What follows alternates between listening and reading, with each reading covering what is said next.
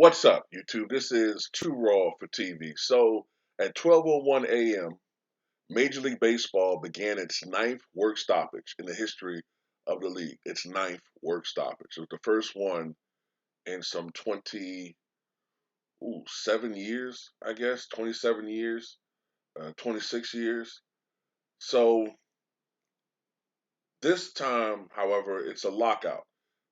It was perpetuated by the owners. That means that the players are not allowed on the facilities.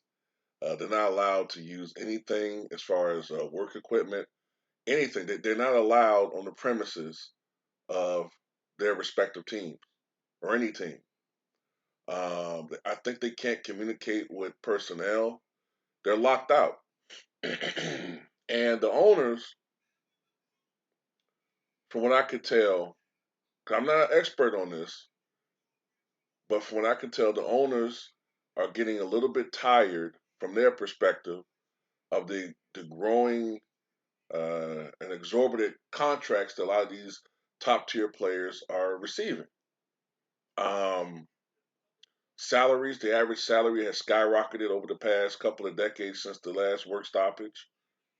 I mean, you got guys, I'm not going to say any names, but you got players that are making 400 something $1 million, I think, in contracts, maybe approaching 500 million in certain situations.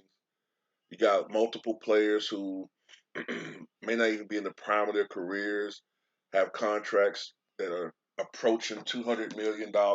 These guys are making some big time money compared to just 30 years ago. When I think a big contract back in 1991 might have been something like a 6 year, $40 million deal. You know, these guys are making a lot of money, at least the top tier guys. And I think the owners want to bring that down back to earth. Also, the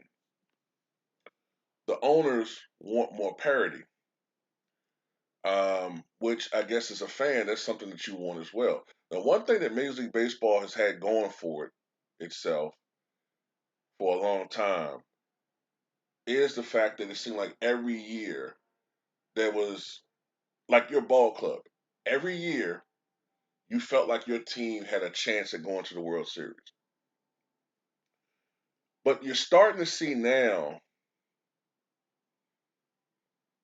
is it's not as bad as the NBA, but you're starting to see certain teams kind of gain an advantage over other franchises. Like over the last couple of years, you're starting to see teams like the Giants or the Dodgers or the Astros. Now the Braves came up this year.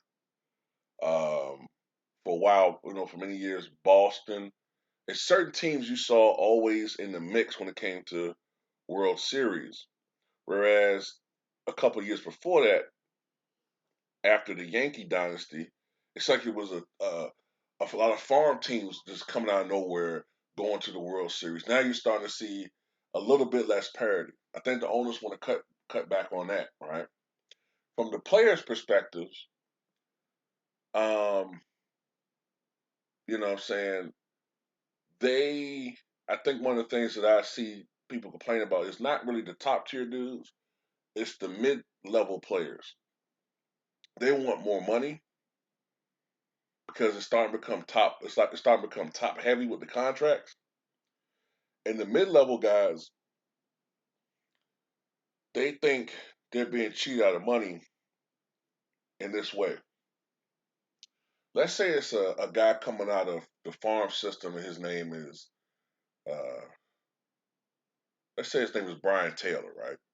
Brian Taylor, he's a good prospect out of the farm system and with the Yankees, right? And his first year, he plays in about 40 games. You know, doesn't get a lot of at bats. Not an official rookie year.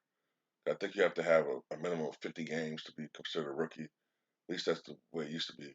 He plays in 40 games. He hits 3 home runs, hits 200. Not enough to really to. He shows flashes of good play. The next year, he gets more at bats, qualifies as a rookie, hits 20 home runs, bats 250. He looks good. Over the next couple of years, he really improves as a player, right? He really improves, um, especially by his third year. His third year, he's hitting 275.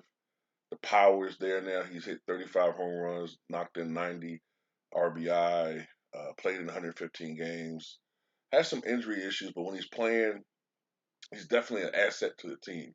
Not the greatest player, but he's really good. And then when his contract is up, or agreed to come up, but I should say, instead of being rewarded with a raise, he gets traded. He gets traded to a bad team, right? Which he's done no work for. So essentially, he has to start over. He loses his negotiation power, and he gets replaced by another guy in the farm system who isn't really going to. He has a lot of he could be a potentially better player, but he can't come up asking for more money, so they pay him less. This is how they keep their payrolls down and their costs down, but the players get fucked over because now this guy wants a big contract, probably the one big contract in his life. Now he's getting fucked over. He's going to the Royals. He don't have a relationship with them, so he got to prove himself again. But guess what? By the time the contract negotiations, if they want to keep him, he ain't really got no leg to stand on. So you have to accept whatever their offer is, and that's how some of these players are getting screwed over. So a little bit on both sides, but I think the owners are more irritated at the players. They see them as whiny and ungrateful or whatever, right? I just hope that they can come to some type of agreement. Now, the one thing that's fortunate about this situation, as opposed to the last work stoppage, which was actually a player strike, not a lockout, but the last time we had a situation like this, it actually happened during the season. I believe it was August the 12th, 1994, and it stopped the season, which was a great season, uh, individually for many players and for certain franchises. There was no World Series, and the strike carried on all the way over to the next year to the point where the 1995 season was shortened by like I think 18 games or something like that. So you hope something like that doesn't happen this time. It's during the off season. The players aren't getting paid right now because they don't get paid during the off season. So hopefully this things get resolved. This thing gets resolved before the start of the next season. So they got like about what 3 to 4 months to come to some type of agreement. But reflecting on that 1994 season, there were a lot of great performances that had that season continued. You wonder what type of years these guys would have had. I believe Matt Williams, the third baseman for the San Francisco Giants, was leading the majors in home runs with 43. He was on pace to hit 62 home runs. Ken Griffey Jr. had 40 home runs as of August 12th, 1994. He was on pace to hit 60, maybe challenge Roger Maris's record. I think Barry Bonds had, this is pre steroid Barry Bonds. The people, everybody claimed was this 180-pound weakling. But in 93, he hit 46 home runs. In 94, at that point, I believe he had 37 home runs. So he was on pace to hit maybe 50, right? He was going to hit 50 that year. Tony Gwynn was hitting 394 at the time of the work stoppage. And I don't know if he would have kept it up, but that would have been the closest any major leaguer uh, legitimately would have uh, gone that far into the season, maybe with the exception of George Brett in 1980, I think it was, to hit 400 for a season. And I believe the Montreal Expos were the best team in baseball that year, record wise.